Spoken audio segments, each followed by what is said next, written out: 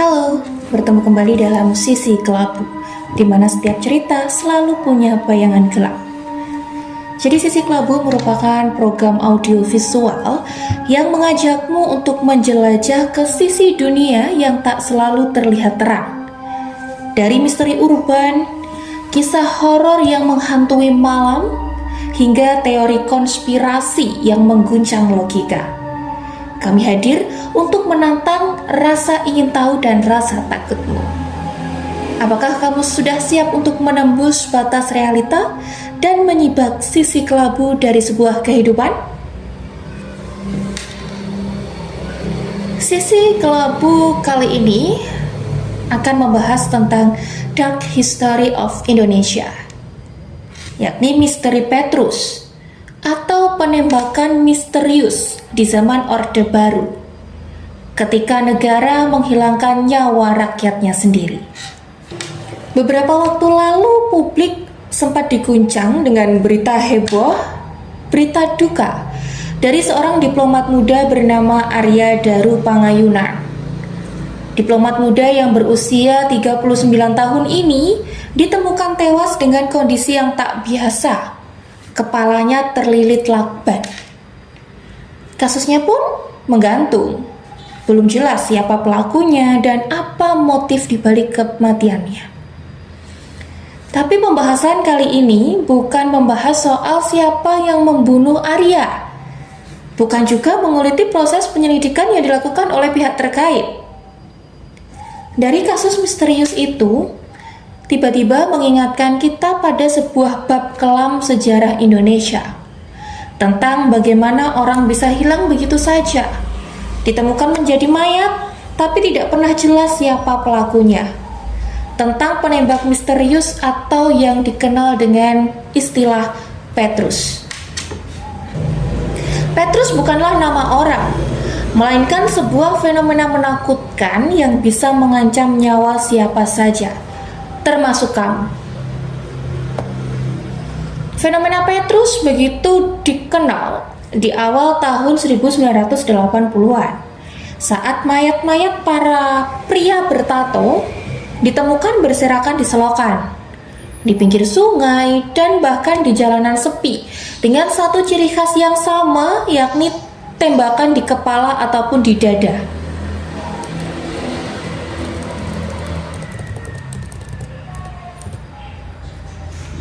Kebanyakan korban dari fenomena ini adalah para preman. Tapi pertanyaannya adalah, siapa yang menghabisi mereka? Dan siapa yang menembak mereka? Serta siapa yang memberi perintah untuk menghabisi nyawa mereka? Di pembahasan kita kali ini, kita akan membahas misteri besar di balik operasi gelap paling kontroversial di era Presiden kedua, yakni Soeharto, Operasi Petrus. Apa tujuannya? Siapa saja korbannya dan bagaimana efeknya terhadap masyarakat saat itu? Bagi generasi milenial, fenomena Petrus mungkin masih terdengar asing. Nah, kali ini kita akan membedahnya bukan sekedar sebagai kisah masa lalu, namun juga sebagai pelajaran gelap dari sejarah bangsa Indonesia. Petrus merupakan singkatan dari penembakan misterius atau penembak misterius. Operasi ini aktif di era tahun 1980-an, tepatnya saat Presiden Soeharto berkuasa. Pemerintah saat itu memberi nama resmi Operasi Pemberantasan Kejahatan atau OPK. Namun yang terjadi di lapangan malah lebih seperti pembantaian diam-diam. Sejumlah orang tiba-tiba ditemukan tewas. Ada yang di pinggir jalan, di bawah jembatan, di sungai, di selokan, bahkan ada yang mayatnya hilang tanpa bekas. Dan semuanya memiliki pola yang sama. Luka tembak, bekas cekikan, dan terkadang ditemukan uang Rp10.000 di kantong saku baju mereka, yang konon itu sebagai ongkos untuk pemakaman. Korban-korbannya siapa? Apakah preman? Iya, betul sekali. Tapi nggak semuanya. Banyak yang hanya memiliki tato, langsung dicap sebagai anak liar. Bahkan ada yang sama sekali nggak punya catatan kriminal, namun nasib mereka sama.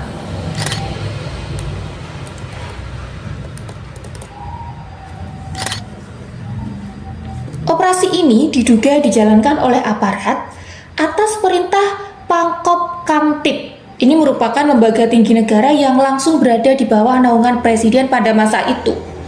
Dan menurut beberapa laporan yang dikutip dari Tempo, para eksekutor ini sangat terlatih.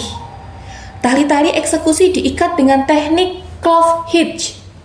Lalu, kayu untuk menjerat korban juga dipotong dengan rapi, bahkan diserut. Ini bukanlah pekerjaan yang amatir. Dan satu hal yang bikin merinding dan bikin bulu kuduk kita berdiri, operasi ini berlangsung secara diam-diam. Tidak pernah diumumkan secara resmi. Tidak ada yang mengaku. Tapi korban diperkirakan mencapai ribuan orang. Penelitian yang dilakukan oleh David Bourdieu di tahun 1990 yang berjudul Crime, Law, and State Authority in Indonesia menyebut angka korban bisa mencapai 10.000 jiwa.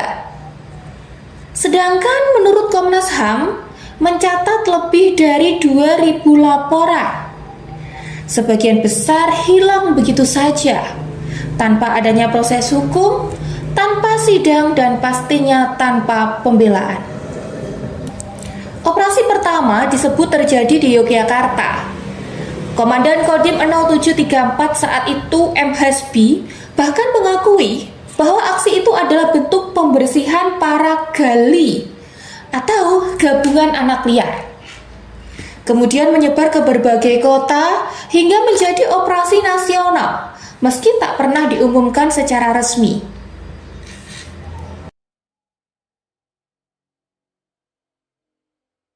Operasi Petrus bukan sekedar penertiban preman. Banyak yang percaya ini adalah pelanggaran berat terhadap hak asasi manusia. Kenapa? Ya karena korban ditembak tanpa adanya proses hukum. Mereka tidak pernah diadili, tidak pernah diberi kesempatan untuk membela diri. Banyak dari mereka bahkan bukanlah pelaku kriminal. Yang bikin ngerinya lagi, sasarannya terlalu sewenang-wenang. Hanya karena punya tato dianggap sebagai anggota gali atau gabungan anak liar, seseorang bisa langsung diciduk, bisa langsung hilang, dan langsung menjadi mayat yang ditinggal di selokan. Tato yang sekarang dianggap sebagai sebuah karya seni, dulu bisa menjadi vonis mati. Di masa Orde Baru, tato adalah sebuah stigma, dan itu cukup untuk menjadi alasan eksekusi. Salah satu saksi hidup dari kelamnya Petrus adalah Trimurjo alias Kentus. Ceritanya sempat dimuat di majalah Tempo pada tahun 2012.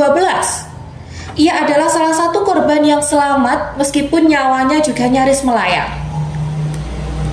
Di tahun 1982, Kentus dan teman-temannya yang hidup di jalanan ini diminta ikut mengawal kampanye Golkar di Yogyakarta. Namun di malam harinya, suara tembakan menggema. Tim OPK datang dan memberondong mereka. Kentus selamat, namun teman-temannya nggak ada yang seberuntung dia. Merasa hidupnya terus diburu, Kentus kemudian lari ke Jakarta dan ia mencari perlindungan ke lembaga bantuan hukum. Kentus ditampung dan diberi surat jaminan hidup oleh Adnan Buyung Nasution.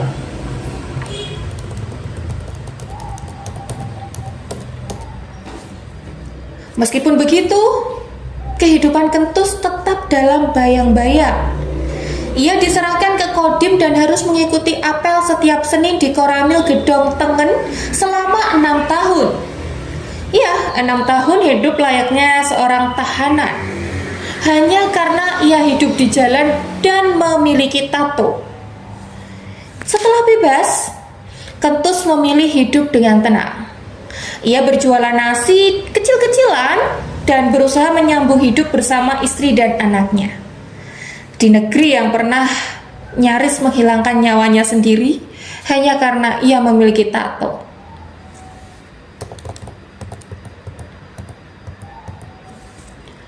Jika bicara tentang Petrus, pertanyaannya selalu mengarah ke satu titik, yakni siapa yang memerintah?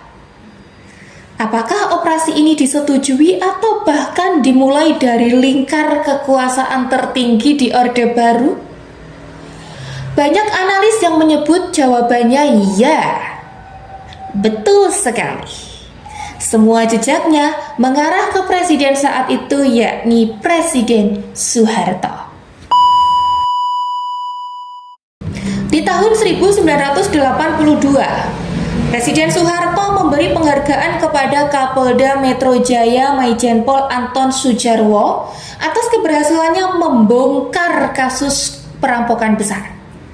Bukan sekedar apresiasi biasa, tapi sinyal dukungan penuh untuk pendekatan keras terhadap kasus kriminalitas yang terjadi saat itu. Lalu, dalam rapat pimpinan ABRI dan pidatonya di depan parlemen, Presiden Soeharto secara terbuka meminta aparat keamanan untuk menekan angka kejahatan dengan langkah yang efektif. Apa yang dimaksud langkah efektif? Ternyata tak lama kemudian lahirlah Operasi Celurit. Di tanggal 19 Januari 1983, Pangkop Kamtib Laksamana Sudomo memimpin rapat penting bersama dengan Pangdam Jaya, Kapolri, Kapolda, dan Wakil Gubernur DKI Jakarta di masa itu. Di sanalah diputuskan Jakarta akan meluncurkan Operasi Celurit. Ini bukan operasi biasa. Ini adalah awal gelombang Petrus yang menjalar ke seluruh Indonesia. Kodam Jaya berada langsung di bawah Komando Pangkop Kamtib.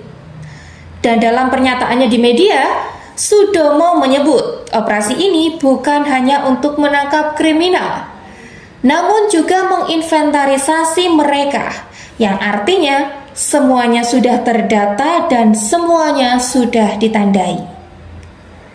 Di luar negeri, dunia mulai bertanya. Amnesty International mengirim surat untuk mempertanyakan kebijakan Indonesia.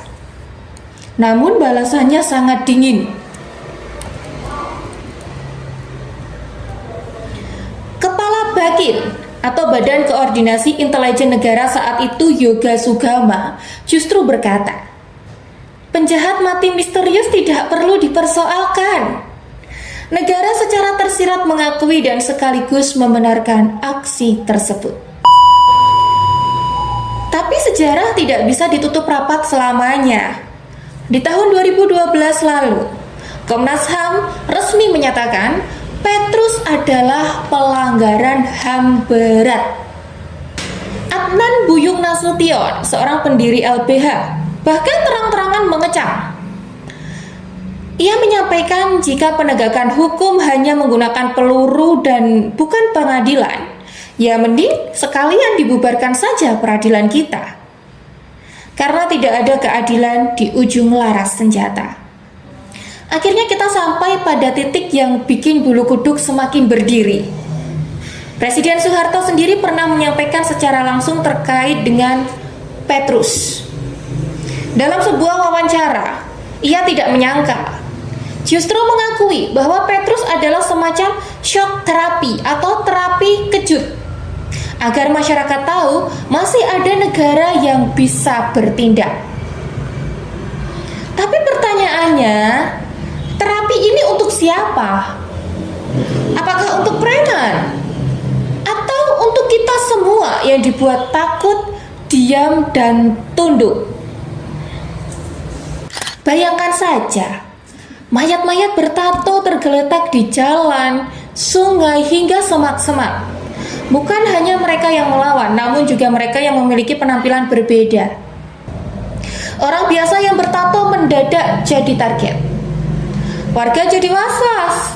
Apakah ini benar-benar penegakan hukum atau justru penebaran rasa takut yang sistematis? Dalam buku biografinya Soeharto, Pikiran, Ucapan dan Tindakan Saya di tahun 1989 yang ditulis oleh Ramadan KH dan K. Dwipayana, Soeharto menyampaikan yang melawan ya harus ditembak. Tindakan tegas bagaimana? Ya harus dengan kekerasan. Tetapi kekerasan itu bukan lantas dengan tembakan yang begitu saja. Bukan. Tetapi yang melawan ya mau tidak mau ditembak. Karena melawan, maka mereka ditembak. Itulah pernyataan dari Presiden Soeharto. Tapi kenyataannya, banyak korban tak pernah sempat melawan, tak pernah ditanya, tak pernah diadili.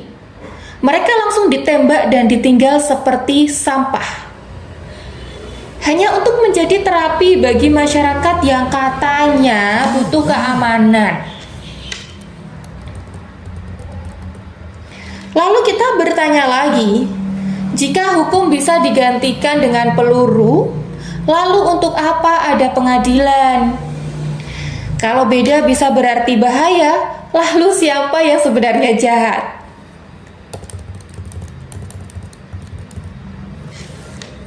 Operasi Petrus mungkin telah lama usai, tapi lukanya masih membekas. Dan yang lebih mengerikan lagi, jika kita diam, lupa dan membiarkannya begitu saja, bisa jadi Petrus tidak pernah benar-benar pergi. Karena selama rasa takut masih digunakan sebagai alat penguasa dan keadilan masih bisa dikorbankan demi ketertiban, maka sejarah bisa saja berulang, hanya dengan wajah dan nama yang berbeda. Operasi Petrus mungkin sudah berlalu puluhan tahun lalu, namun jejaknya tak pernah benar-benar hilang. Di antara deretan nama-nama yang tak tercatat, mayat-mayat yang dibuang tanpa identitas dan keluarga-keluarga yang tak pernah tahu apa salah orang yang mereka cintai, tersisa luka yang menganga. Kala itu negara bicara tentang stabilitas, ketertiban, dan tentang terapi kejut demi rasa aman untuk masyarakat tentunya. Namun kita tahu tak ada rasa aman yang layak ditebus dengan nyawa, apalagi nyawa orang-orang yang tak pernah diberi kesempatan untuk membela diri. Sejarah mencatat Petrus sebagai salah satu bab tergelap dalam penegakan hukum di Indonesia. Ketika senjata dijadikan hakim dan perbedaan dianggap sebagai sebuah ancaman, maka tak ada tempat untuk keadilan. Yang ada hanyalah ketakutan dan pembungkaman. Kini yang tersisa bukan hanya kenangan, tapi juga peringatan bahwa dalam negara hukum, nyawa bukan angka statistik. Bahwa tanpa keadilan, rasa aman hanyalah ilusi semata. Dan kita sebagai sebuah bangsa memiliki tanggung jawab yang besar untuk tidak lupa akan sejarah, agar Petrus tidak pernah terjadi lagi dalam bentuk apapun dan dengan nama apapun. Seperti itulah pembahasan kita hari ini terkait dengan Dark History of Indonesia, Misteri Petrus atau penembakan misterius di zaman Orde Baru. Sampai bertemu di sisi kelabu selanjutnya, di mana setiap cerita selalu punya bayangan gelap.